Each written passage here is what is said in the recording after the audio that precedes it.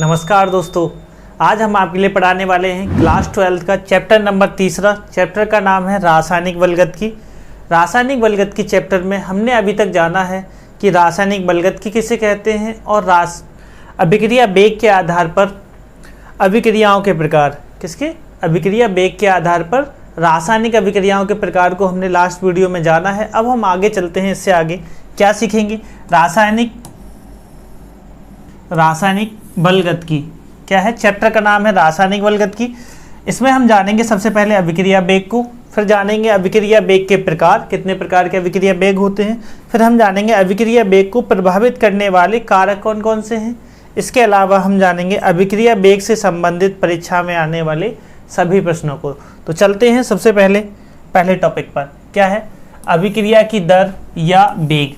ठीक, अभिक्रिया वेग या अभिक्रिया की दर क्या होती है।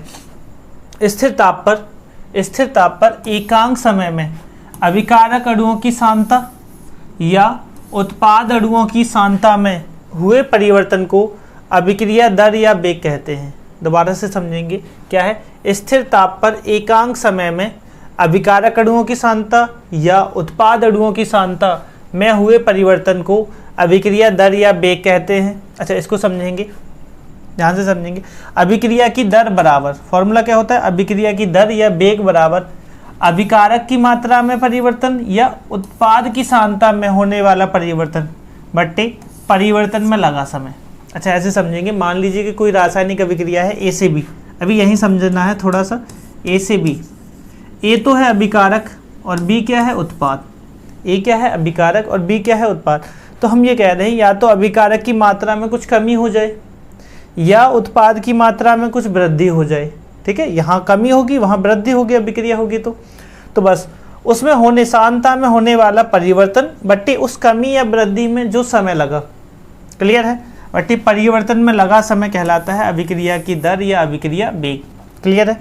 मात्रक क्या होता है, तो मात्रक होता है मोल लीटर इनवर्स सेकंड इनवर्स। क्या होता है, मोल लीटर इनवर्स सेकंड इनवर्स। सारी बातें क्लियर है। अब हम इसको अभी थोड़ा सा और डिटेल से जानेंगे। अभी हम थोड़ा सा आगे चलते हैं, बस इतना ही समझना था। एकांक समय में अभिकारक अणुओं की सांद्रता या उत्पाद अणुओं की सांद्रता में होने वाला परिवर्तन अभिक्रिया वेग कहलाता है। ठीक है, अब इसको समझते हैं ग्राफ के द्वारा, समझेंगे। पहला किसका है, पदार्थों की सांद्रण व समय के मध्य ग्राफ। पदार्थों की सांद्रण तथा समय के मध्य ग्राफ। अच्छा, बहुत ध्यान से समझो कि ए अभिकारक है और बी उत्पाद है। बी क्या है, उत्पाद है। ठीक है, तो कहने का मतलब ये है ए से क्या बन रहा है, बी।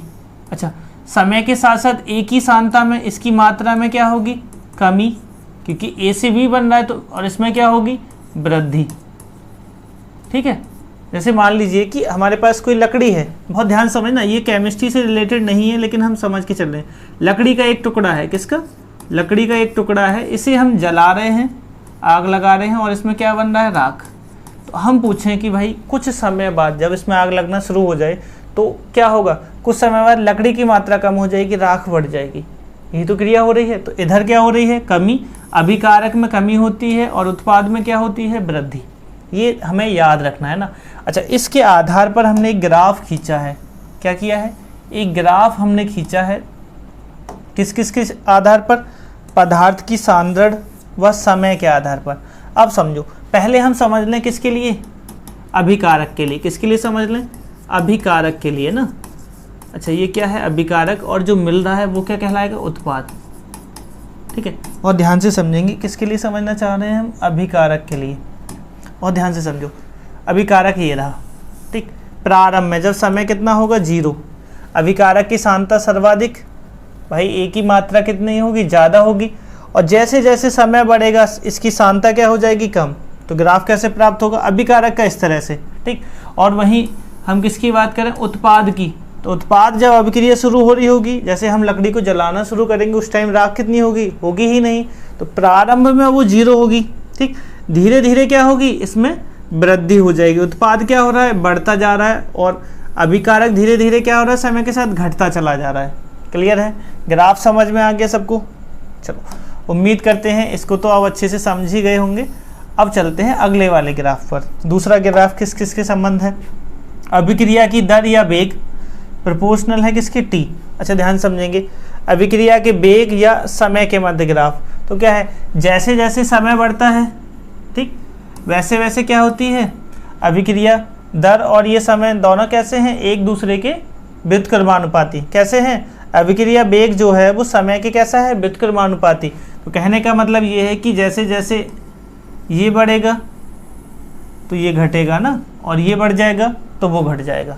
सारी बातें क्लियर हैं, दोनों के मध्य ग्राफ समझ में आ रहा है। अच्छा, व्युत्क्रमानुपाती कैसे है, तो यहाँ से समझ सकते हैं, वेग अभिक्रिया की दर जो है वो किसके, समय के क्या है, व्युत्क्रमानुपाती है। तो हम ये लिख सकते हैं कि दर जो है बट्टे समय, ऐसे ना, तो यहाँ से इसके लिए ये ग्राफ बन जाएगा। बात क्लियर है। अब चलते हैं आगे। हमने थोड़ा सा ग्राफ के थ्रू जानना चाहा कि क्या है। अब हम जानेंगे कि अभिक्रिया वेग को हम 3 प्रकार से वर्गीकृत कर सकते हैं। कितने प्रकार से बांटा जा सकता है अभिक्रिया वेग को, 3 प्रकार से। 3 प्रकार कौन कौन से हैं, तो पहला प्रकार है औसत वेग। कौन सा है, औसत वेग। दूसरा तात्क्षणिक वेग, और तीसरा है प्रारंभिक वेग। अच्छा, सबसे पहले अगर औसत वेग की बात करें, ठीक है, इसको मैं आप सभी लोगों से कहूँगा कि इसे याद मत करना, ठीक है। सारी चीज़ें याद नहीं की जा सकती, इतना बड़ा हमारा सिलेबस है, किस किस चीज़ को याद करेंगे, हिंदी है, इंग्लिश है, बहुत सारी चीज़ें, फिजिक्स है, मैथ है, जिन पे बायो है उनके लिए बायो भी याद करनी है।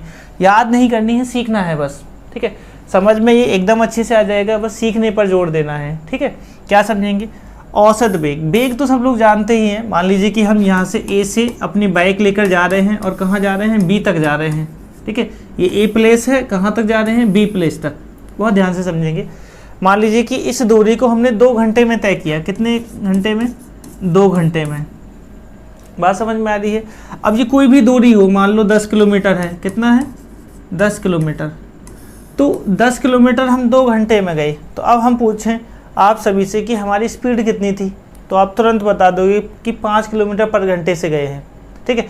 तो ये जो निकाल कर आपने बताया वो क्या है, तो वो है हमारा औसत वेग। क्या है, औसत वेग। औसत वेग का मतलब एक निश्चित समय अंतराल है, उसमें अभिकारक की मात्रा में परिवर्तन हो या उत्पाद की। अच्छा, यहाँ याद रखना, यहाँ जाते नहीं हैं अभिक्रियाएं, कहीं जा तो नहीं रही हो, या तो उसकी मात्रा में वृद्धि होगी या उसकी मात्रा में कमी होगी, ये 2 ही शब्द याद रखने। अच्छा, एक चीज़ और हम ये कहना चाह रहे हैं कि जैसे हम अपनी बाइक को लेकर जा रहे थे, ठीक है, तो क्या हमारी बाइक वाकई में 5 की स्पीड से ही चल रही थी। जैसे हम 10/2 कर देंगे तो 5 किलोमीटर पर घंटा आ गया, ठीक है। ये तो सब लोग जानते ही हैं, इसको तो कोई ज़्यादा बड़ा उड़ावाग है नहीं।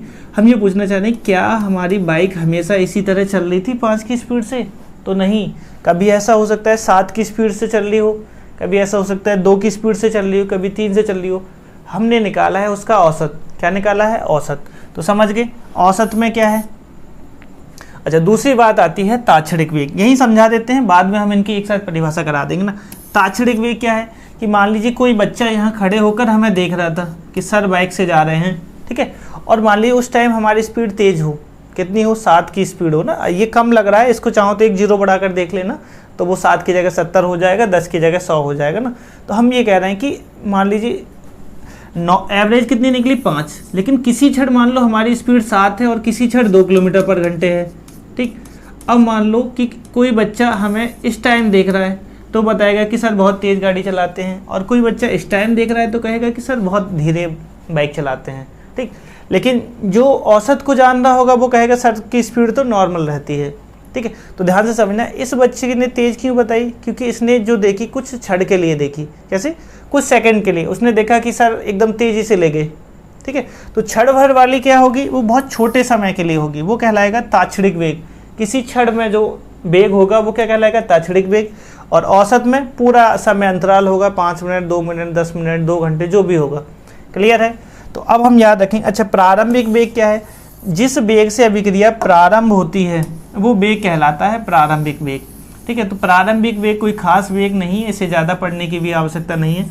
हमारे लिए जो सबसे ज़्यादा मेन पड़ता है वो पहले 2 हैं, ठीक है। तो सबसे पहले चलेंगे औसत वेग पर, यहाँ से जानेंगे क्या है एवरेज वेलोसिटी। किसी रासायनिक अभिक्रिया में एक निश्चित समय में, ये सबसे मेन लाइन है, एक निश्चित समय में अभिकारक या उत्पाद कोई भी हो कि सांद्रता में हुए परिवर्तन को समय से भाग देकर उस अभिक्रिया का औसत वेग ज्ञात किया जाता है। समझ गए, क्या करेंगे, अभिकारक या उत्पाद की सांद्रता में जो परिवर्तन है उसमें भाग दे देंगे, बट्टे क्या कर देंगे, समय का भाग दे देंगे, क्या निकल जाएगा, औसत वेग। अर्थात हम कह सकते हैं किसी रासायनिक अभिक्रिया में उपस्थित अभिकारक या उत्पाद की सांद्रता में प्रति इकाई समय में होने वाले परिवर्तन को उस अभिक्रिया का औसत वेग कहते हैं। समझ गए क्या है, एक निश्चित समय अंतराल में क्या हो, अभिकारक या उत्पाद की सांद्रता में जो परिवर्तन होगा वो परिवर्तन ही क्या कहलाएगा, उस अभिक्रिया का औसत वेग। सारी बातें क्लियर, औसत वेग क्लियर हो गया। अच्छा, आगे हम जानेंगे औसत वेग बराबर, ठीक है, अभिकारक के लिए कहेंगे कि अभिकारक की सांद्रता में परिवर्तन बटे परिवर्तन में जो समय लगा।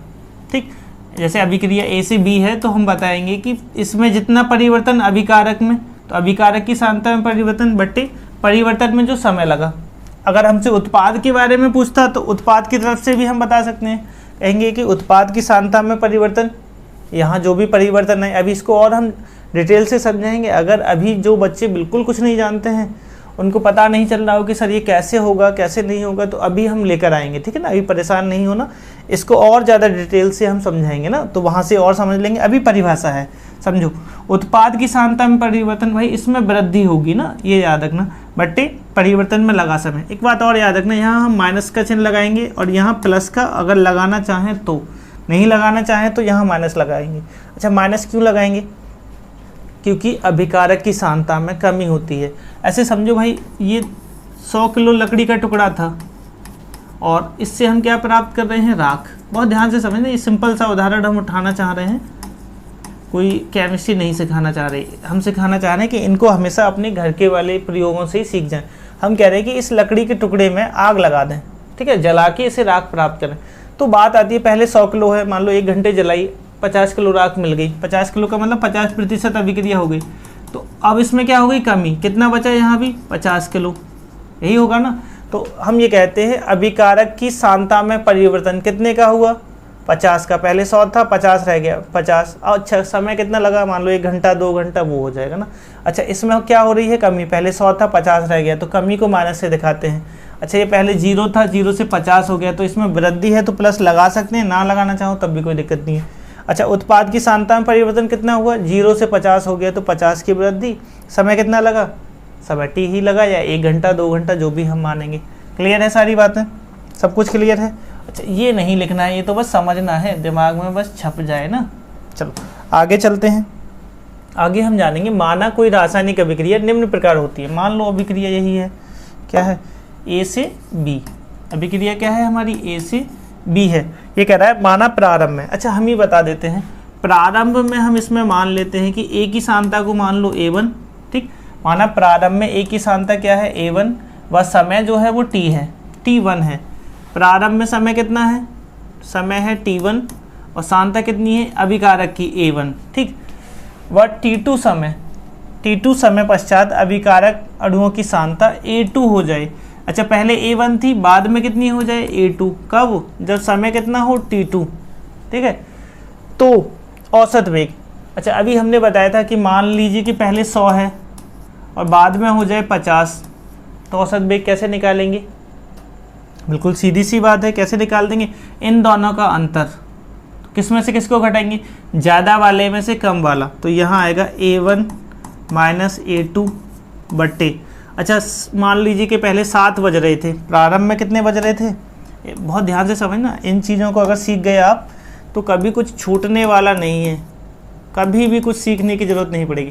प्रारंभ में मान लो 7 बज रहे हों और हम कहें कि ऐसा आधा घंटे में हुआ, तो कितना हो जाएगा, 7:30 हो जाएंगे, तो समय कौन सा घटेगा, ये ज़्यादा है वो कम है, तो समय होगा T2 माइनस T1।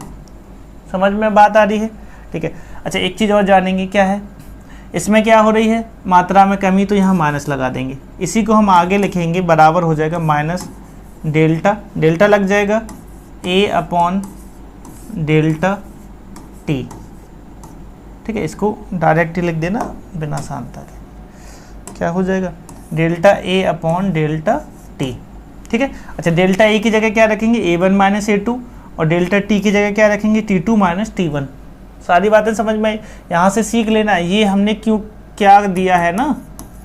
मान लो कोई ये टाइम हो, अब इससे कभी भूलोगे नहीं, ये प्रारंभ में मात्रा मान लो ये कमी हो गई तो जो भी होगा ना, अच्छा ये लिखना नहीं है वैल्यू, ये बस हमने सीखने के लिए दिया है कि माना प्रारंभ में कितनी मात्रा हो ना, लेकिन हमें रखना क्या याद है, हमें यही याद रखना है कि माना अभिकारक की प्रारंभिक सांद्रता A1 T1 समय पर और T2 समय पर सांद्रता कितनी रह जाए, A2 रह जाए, तो क्या होगा। सारी बातें क्लियर है। अच्छा यहाँ समझेंगे, यहाँ ये जो ऋणात्मक चिन्ह है, यदि अभिक्रिया की दर ऋणात्मक होगी, ये ऋणात्मक चिन्ह का तात्पर्य क्या है, ये बताता है कि अभिकारक अणु की सांद्रता में कमी हो रही है, पहले ज़्यादा था अब कम हो गया। क्लियर है भाई।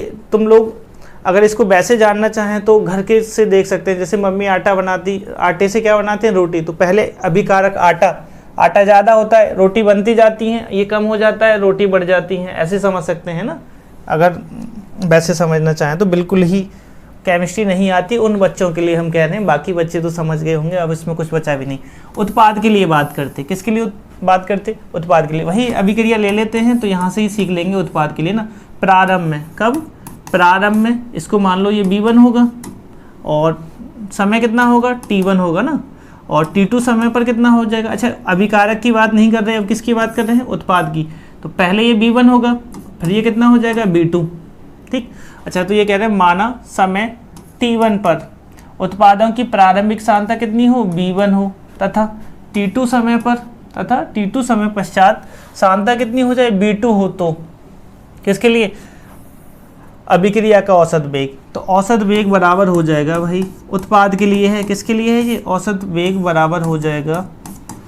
अच्छा इसमें तो वृद्धि होगी क्योंकि शुरू में 0 होगा, इसमें बाद में वृद्धि हो जाएगी, तो हम लिखेंगे ज़्यादा वाले में से कम वाला घटाएंगे, ये बात याद रखना, B2 माइनस B1, और समय हमेशा बढ़ता है तो T2 माइनस T1, ठीक है। तो ये हो जाएगा delta B upon delta T, ठीक है। याद रखेंगे किसके लिए है ये, उत्पाद के लिए, किसके लिए है, उत्पाद के लिए, ठीक है। अब तो उम्मीद करते हैं कि इसको सीख ही गए होंगे। अच्छा अगर अब भी नहीं सीखे हैं तो एक छोटा सा उदाहरण हम यहीं सिखा देते हैं, देखो यहाँ से सीखेंगे। ए से हम बना रहे हैं बी, ऐसे समझो लकड़ी से क्या बना रहे हैं, राख। ये सबसे सिंपल सा उदाहरण है और जिसे केमिस्ट्री नहीं आती वो भी सीख जाएगा, कोई रासायनिक क्रिया नहीं है। मान लो हमने कहा कि 7 बजे ये 100 किलो थी, तो उस टाइम राख कितनी होगी, होगी ही नहीं, मान कर चल रहे हैं ना, प्रारंभ में ये मात्रा मान ली। अब हम कहें कि 8 बजे इसमें से 20 किलो जो लकड़ी है वो कम हो गई, मतलब ये जल गई, तो जल कितनी गई, 20 किलो, बची कितनी, तो बची कितनी, 80 किलो, ठीक। अब कहे कि औसत वेग निकालो, तो देखो यहाँ कितने की वृद्धि, 20 की, यहाँ कितने की कमी, 20 की, तो ये दोनों बराबर ही होते हैं, ये भी याद रखना, बट्टे समय कर देते हैं ना। अच्छा अभिकारक के लिए क्या था, तो अभिकारक के लिए हमने इसको A1 माना, इसको A2 माना, तो A1 माइनस A2 था, बट्टे ये जो समय है, समय इसको T1 मानो, इसको T2 मानो, तो क्या हो गया, T2 माइनस T1, और हमने बताया इसमें कमी हो रही है तो माइनस लगा दो। इसके लिए क्या था, ये B1 माना, ये B2 माना, तो क्या होगा, औसत वेग। अभी उत्पाद के लिए औसत वेग क्या होगा, B2 में से B1 घटाएंगे, तो B2 माइनस B1 बट्टे T2 माइनस T1, ठीक है। अच्छा इसमें कमी हो रही थी तो ये माइनस चिन्ह लगाया, इसमें कमी नहीं है तो माइनस चिन्ह लगाने की जरूरत नहीं है, ठीक है। अब उम्मीद करते हैं ये मैंने दोनों साथ साथ लिखा दिए, ये किसके लिए है, अभिकारक के लिए, और ये किसके लिए हो गया, उत्पाद के लिए। अब तो याद रखेंगे ना, ठीक है। हम बस ये कह रहे हैं प्रैक्टिस इतनी कर लो कि ये कुछ याद करना ही ना पड़े ना, और बिल्कुल याद नहीं करना। अगर यहाँ से सीख रहे हैं, हमसे सीख रहे हैं, तो मैं कहूँगा बिल्कुल याद नहीं करना, सिखा कर ही छोड़ेंगे ना। अब तो सब कुछ क्लियर हो गया, बट्टे समय आता है, बाकी कुछ है भी नहीं इसमें ना। चल बात करते हैं आगे, किसकी बात करते हैं आगे, हम जान लेते हैं थोड़ा सा इस समीकरण को ना, इस समीकरण को ध्यान से समझेंगे क्या है। चलो समीकरण में कह रहा है ये कि N1A plus N2B arrow M1C plus M2D। अच्छा ये तो हो गए उत्पाद, ये क्या है, उत्पाद हैं, अब ये तो समझ ही रहे हैं। और ये क्या है, अभिकारक, ठीक है। अभिकारक उत्पाद तो जानते हैं, जो क्रिया में भाग लेते हैं वो अभिकारक, और जो प्राप्त होते हैं वो उत्पाद। ये कह रहा है इनके लिए औसत वेग बताओ, ठीक है। तो पहले हम लिखेंगे, मैं एक बार लिख देता हूँ, बाकी सब समझ लेना। अभिकारक एक एक के लिए निकलता है, ए के लिए, किसके लिए, ए के लिए औसत वेग क्या निकाल रहे हैं हम, औसत वेग, ठीक है। अच्छा ए के लिए औसत वेग निकालेंगे तो ए है, तो ए में परिवर्तन delta A upon D T, D T नहीं आएगा डेल्टा आएगा ना, हमने पहले भी बताया है क्या आएगा डेल्टा, क्योंकि बड़ा सा परिवर्तन है ना। अच्छा माइनस चिन्ह लगाएंगे, माइनस चिन्ह क्या बताता है कमी को। अच्छा बी के लिए करते, अब पूरी भाषा नहीं लिखेंगे, अब आप सभी लोग लिख लेना। अभिकारक बी के लिए औसत वेग बराबर क्या हो जाएगा minus delta B upon delta T, ठीक है। फिर इसके बाद लिखेंगे उत्पाद, अब कौन आ गया उत्पाद सी के लिए औसत वेग बराबर क्या हो जाएगा। अच्छा सी में तो वृद्धि होती है तो ये हो जाएगा delta C upon delta T, ठीक। ऐसे ही डी के लिए लिखना है तो क्या हो जाएगा उत्पाद होगा, ये उत्पाद है ये अभिकारक थे, उत्पाद डी के लिए औसत वेग बराबर क्या लिखेंगे delta D upon delta T. सारी बातें क्लियर हैं नहीं क्लियर हैं, अब तो ये एकदम अच्छे से समझ में आ ही गई होंगी। अच्छा आगे ये कह रहे हैं कि अभिक्रिया की रस समीकरण मिति के अनुसार लिखिए। अच्छा रस समीकरण मिति के अनुसार जो आगे वैल्यू दे रखी होती है ये भाग में चली जाती है, ठीक है। तो लिखेंगे रस समीकरण मिति के अनुसार औसत वेग, कौन सा वेग औसत वेग बराबर। अच्छा सबके लिए एक साथ लिखते चलेंगे, सबसे पहले यहीं से शुरू करेंगे डेल्टा। अच्छा एक बात और याद रखना, ये सब आपस में बराबर होते हैं, सभी कैसे होते हैं आपस में बराबर, तो हम लिखेंगे delta A upon delta T, ठीक। यहाँ आएगा माइनस, अच्छा एक बट्टे ये जो वैल्यू दे रखी है क्या दे रखी है n1, तो 1 अपॉन n1 आ जाएगा ना। थोड़ा सा इसको दोबारा से साफ तरीके से लिख दें, क्या आ जाएगा 1 अपॉन n1 और यहाँ क्या लग जाएगा माइनस, ये जो वैल्यू दे रखी है। आगे ये बराबर होगा b के, तो b में क्या है माइनस तो होगा ही 1 अपॉन n2। अच्छा माइनस क्यों, कमी को दिखा रहा है, तो delta b upon delta t ये बराबर होगा इसके, तो ये क्या है 1 अपॉन m1 और क्या है delta c upon delta t, क्या है डेल्टा t। ऐसे ही ये बराबर होगा इसके, तो ये हो जाएगा 1 अपॉन m2 और delta d upon delta t। अच्छा इसकी आवश्यकता हमें पड़ती है, याद रखना। अब इस तरह इससे कोई ना कोई क्वेश्चन आ जाता है पेपर में, तो हम क्या करेंगे इसको थोड़ा सा कहेंगे कि ये इम्पोर्टेंट है, इसको समझ लेना। अच्छा भाग कब करते हैं इसका, जब रस समीकरण मिति के अनुसार करना हो, और नॉर्मल तो हम सिंपल ही लिख देते हैं। सारी बातें समझ में आ रही हैं, क्लियर है, ठीक है। इसकी PDF आप सभी के लिए टेलीग्राम चैनल से मिल ही जाएगी, तो अभी मैं ये नहीं कहूँगा कि बहुत ज़्यादा लिखने पर जोर दें, अभी सीखने पर जोर दो, ठीक है। ये वीडियो समझ में आ जाएगी तो लिखना अपने आप भी हो जाएगा, कोई बड़ी बात नहीं है ना। आगे चलते हैं, आगे ये कह रहा है कि ताक्षणिक वेग क्या होता है, क्या है ताक्षणिक वेग। वैसे अब मैंने सिखा दिया किसी क्षण, जैसे समझो कि हम नॉर्मल बाइक चला रहे थे, तो नॉर्मल 50 की स्पीड से चल रही है, लेकिन क्या हमेशा बाइक 50 से चल रही होगी, नहीं, कभी तेज़ कभी ज़्यादा। तो किसी ने हमें देखा तेज़ स्पीड पे चलाते हुए, किसी क्षण उसके सामने से हम तेज़ ले गए, तो वो क्या बोलेगा हमारे बारे में कि सर बहुत तेज़ चलाते हैं बाइक को।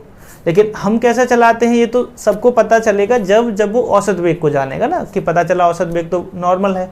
तो याद रखना उसने एक क्षण भर के लिए देखा, कितना देखा क्षण भर के लिए, तो क्षण भर में जो वेग होगा वो कहलाएगा ताक्षणिक वेग, क्लियर है। याद रखें किसी क्षण अभिकारक या उत्पाद की सांद्रता में होने वाले परिवर्तनों की दर को, परिवर्तन की दर को क्या कहते हैं, उस अभिक्रिया का ताक्षणिक वेग कहते हैं। समझ गए, किसी क्षण अभिकारक या उत्पाद की सांद्रता में होने वाला परिवर्तन क्या कहलाता है, उस अभिक्रिया का ताक्षणिक वेग। ये कह रहा है माना कोई रासायनिक अभिक्रिया निम्न प्रकार है, तो अभिक्रिया को भी हम ले लेते हैं, मान लो A से B अभिक्रिया है, और सबसे अच्छा उदाहरण यही रहेगा कि A से B ले लो। अब इसमें इतना परिवर्तन नहीं होगा कि इसे घटा कर लिखें, याद रखना बहुत छोटा परिवर्तन है, तो हम यहाँ डेल्टा का तो यूज नहीं करने वाले। अब समझेंगे यदि अत्यंत अल्प समय कैसा है बहुत सूक्ष्म, कितना dt में अभिकारक अणुओं की सांद्रता में होने वाला परिवर्तन कितना हो dA, तथा उत्पाद की सांद्रता में हुए परिवर्तन कितना हो dB। बहुत अधिक परिवर्तन नहीं होगा, सूक्ष्म होगा, और समय भी कैसा होगा सूक्ष्म। तो इनका औसत वेग क्या होगा, औसत वेग तो नहीं कहेंगे, अब क्या कहेंगे ताक्षणिक वेग, क्या कहेंगे ताक्षणिक वेग क्या होगा, ठीक है। दोनों के लिए लिख देते हैं। अच्छा उत्पाद के लिए, अभिकारक के लिए कहा जाए तो क्या होगा dA अपॉन dt। अच्छा पहले हम डेल्टा लगा रहे थे और यहाँ माइनस अब भी लगेगा। किसके लिए है ये? अभिकारक के लिए। किसके लिए है? अभिकारक के लिए। ठीक है। अगर बात हम करें किसकी, अब हम पढ़ रहे हैं उत्पाद के लिए, तो उत्पाद के लिए तो प्लस लगेगा, या तो लगाओ या मत लगाओ। क्या हो जाएगा? dB/dt। क्या हो जाएगा? dB और समय कितना लगा? dt। किसके लिए है ये? उत्पाद के लिए। उत्पाद के लिए। सारी बातें क्लियर? कौन सा वेग है? ताक्षणिक वेग। समझ में आया? यहाँ d आएगा क्योंकि बहुत सूक्ष्म है। ठीक, आगे चलते हैं। अगला क्या है? प्रारंभिक वेग। प्रारंभिक वेग जो है ये क्या है? प्रारंभ में किसी अभिक्रिया का वेग, प्रारंभ में किसी अभिक्रिया का जो वेग होता है वो उसका प्रारंभिक वेग कहलाता है। हमें बस इतना ही जानना है। जैसे कोई अभिक्रिया प्रारंभ हो रही है उस समय जो उसका वेग होगा वो क्या कहलाएगा? प्रारंभिक वेग कहलाता है। मेन जो है कि अच्छा क्वेश्चन दे रखा है, क्वेश्चन है भाई, इसको समझेंगे, काफ़ी ढंग से समझेंगे। क्वेश्चन है अभिक्रिया A+2B एरो 2C के लिए किसी क्षण C के बनने की दर इतनी है, C के बनने की दर इतनी मोल प्रति लीटर सेकेंड इनवर्स हो, तो उसी क्षण A और B के विलुप्त होने की दर ज्ञात कीजिए। अच्छा, A और B का हमें बताना है। ठीक है, A और B का हमें वेग निकालना है, बाकी सब उसका एक का दे रखा है। तो लिख लो सबके लिए ही। किसके लिए? पहले लिख दें, सभी के लिए लिख देते हैं। अभिकारक A का, किसका? A का औसत वेग। औसत वेग क्या होगा भाई? अब तो सबको मालूम है कितना होगा?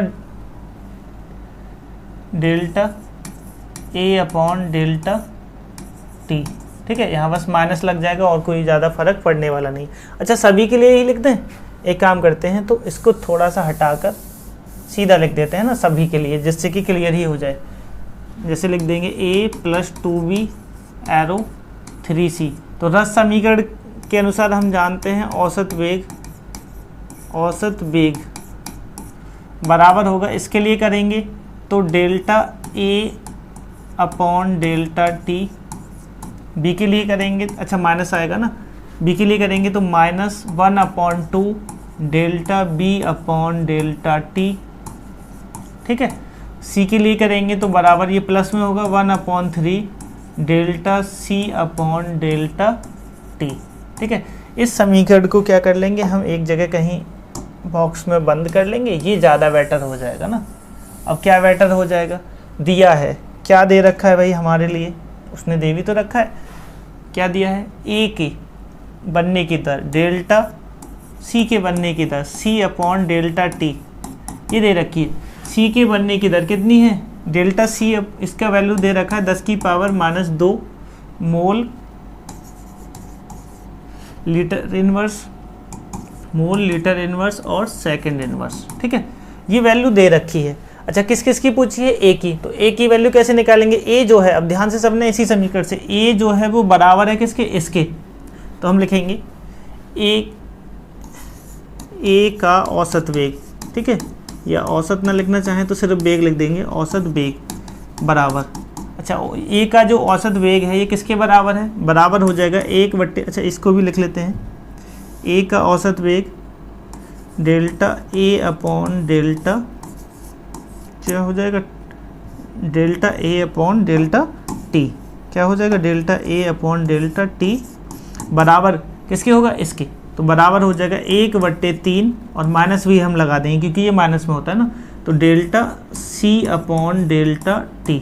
ठीक है, इसकी जगह वैल्यू रख देंगे। कितनी वैल्यू रख देंगे भाई? हमें तो मालूम है, वैल्यू हमारी ये दे रखी है, तो ये हो जाएगा बराबर 10⁻⁻2/3 और ये किस में होगा? माइनस में।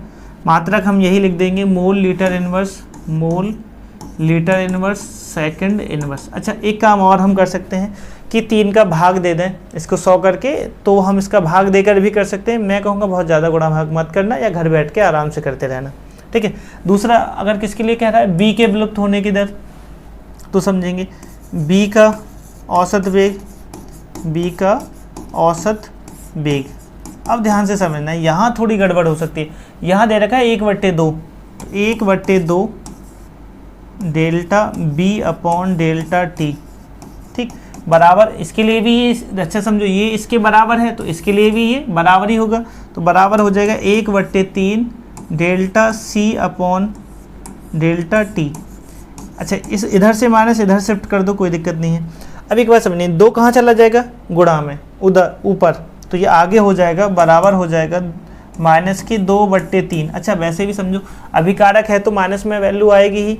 अच्छा ये 2 कहाँ चला गया, ऊपर 2/3, और सी की वैल्यू कितनी है, गुणा हो जाएगी 10⁻²। अच्छा आपका मन हो तो भाई इसमें भाग दे लेना, मैं ज़बरदस्ती नहीं कहूँगा, कर सकते हैं, ठीक है। 0.6366 कुछ हो जाएगा, वो कर सकते हैं, लेकिन मैं यहीं छोड़ देता हूँ ना, आप सभी लोग घर पर बैठकर कर लेना। मोल litre inverse second inverse, clear है, सारी बातें समझ गए। ए की विलुप्त होने की दर हमने ज्ञात कर ली, बी के विलुप्त होने की दर ज्ञात कर ली। अच्छा ये नहीं रही है, अब क्या रह गया है, delta B upon delta T बराबर कितना आया, -2/3 into 10⁻², mole litre inverse second inverse, clear है। अब चलते हैं आगे। अच्छा आप सभी लोग इस उतारने के चक्कर में ना रहें, पीडीएफ हम दे देंगे, वहाँ से आप सभी लोग इसको क्या कर लें, आराम से बाद में लिख लें। आगे कह रहा है आर से पी बन रहा है, मतलब आर से क्या बन रहा है, पी, रिएक्टेंट से प्रोडक्ट।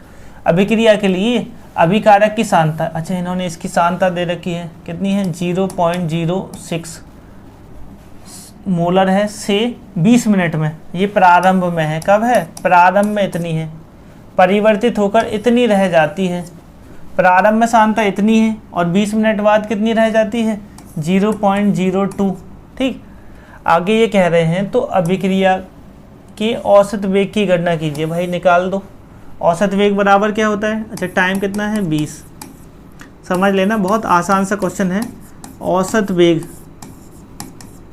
बराबर क्या होता है, औसत वेग अभिकारक की सांद्रता में परिवर्तन या उत्पाद की सांद्रता में परिवर्तन। कितना परिवर्तन हुआ, पहले था 0, अच्छा लिख दें delta A upon delta T, ठीक है। फॉर्मूला ना लिखते तो भी कोई दिक्कत नहीं थी, हम कहीं ना कहीं से बना ही लेते ना। अच्छा प्रारंभिक मात्रा कितनी है, अच्छा इसको भी लिख लेना, क्या हो जाएगा, A1 - A2 बट्टे डेल्टा टी, ठीक है। डेल्टा टी तो उसने दे ही रखा है 20 मिनट। अच्छा A1 कितना है, 0.06, ठीक, और माइनस क्या कर देंगे, 0.02 बट्टे क्या हो जाएगा 20, ठीक है। भाई घटा दो, कितना बचेगा, 0.04/20, पॉइंट हटाएंगे, 2 0 बढ़ा देंगे तो ये 2 बार कट भी जाएगा ना, तो 2 × 10⁻³ कितना हो जाएगा, औसत वेग बराबर, औसत वेग बराबर हो जाएगा 2 × 10⁻³ मोल लीटर इनवर्स। सेकंड इनवर्स की जगह मिनट इनवर्स रख देंगे, क्योंकि उसने हमें मिनट में दे रखा है ना वैल्यू। बस सारी बातें समझ गई। ए का वैल्यू हमने निकाला है, यहाँ से पता चल जाएगा। अच्छा ए का जो मान है वो माइनस में आएगा और बी का मान जो है वो प्लस में आएगा इतना ही ना, तो हम इसको क्या कर लेंगे, निकाल लेंगे। सारी बातें समझ में आई। ऊपर वाले में से इसको घटाया है, ये हम कई बार कर चुके हैं, अगर ध्यान हो तो ना, क्या कर चुके हैं, ऐसा हम कई बार कर चुके हैं। देखो कहाँ कर चुके हैं, हमने यहाँ बताया था। ये तो बी के लिए हो गया, ए के लिए कि A1 में से A2 घटाएंगे, और बी के लिए बताया था कि B2 में से B1 घटाएंगे। तो इसको हम क्या करेंगे, थोड़ा सा याद रखते हुए चलेंगे कि हमने क्या क्या कर लिया। अच्छा आगे कह रहा है कि अभिक्रिया वेग की दर को या अभिक्रिया वेग को प्रभावित करने वाले कारक। अच्छा क्या क्या चीज़ें प्रभावित करती हैं, नॉर्मल सी बात की जाए अगर कि मान लो हम ही कोई अभिक्रिया कर रहे हैं, मान लो खाना ही बना रहे हैं, तो खाना बनाने को क्या क्या प्रभावित करेगा, सबसे मेन चीज़ आती है उसका ताप। क्या करता है, ताप। तो पहला है ताप का प्रभाव। क्या है, ताप का प्रभाव। तो समझेंगे अभिक्रिया का वेग सामान्यतः ताप परिवर्तित करने पर परिवर्तित हो जाता है। हम भी जानते हैं ताप बढ़ाएंगे तो बढ़ जाएगा, ताप घटाएंगे तो घट जाएगा, नॉर्मली कंडीशन में ना। अच्छा याद रखेंगे अधिकतर रासायनिक अभिक्रियाओं, खासतौर पे कौन सी, समांगी मिश्रण वाली ना, अधिकतर रासायनिक अभिक्रियाओं में यह माना गया है कि अभिक्रिया का ताप 10 डिग्री सेल्सियस बढ़ा दें। क्या कर दें, अभिक्रिया का ताप 10 डिग्री सेल्सियस बढ़ा देते हैं तो उसका वेग 2 गुना हो जाता है। कुछ अभिक्रियाओं में ऐसा यह माना जा रहा है कि यदि इसका ताप 10 डिग्री सेल्सियस बढ़ा दें, और कुछ में भी कौन सी, समांगी अभिक्रियाओं में ना 10 डिग्री सेल्सियस बढ़ा देते हैं, जैसे 40 है तो 40 से 50 डिग्री सेल्सियस कर दें, 10 बढ़ाया, 10 की वृद्धि, तो उसका वेग दोगुना हो जाता है। ठीक है। दूसरा क्या है, दाब का प्रभाव। तो भाई सब लोग जानते हैं, जैसे हम नॉर्मली जो दाल बनाते हैं या कोई भी खाना बनाते हैं, कढ़ाई की बजाय हम क्या यूज़ करने लगते हैं? कुकर। कुकर क्यों?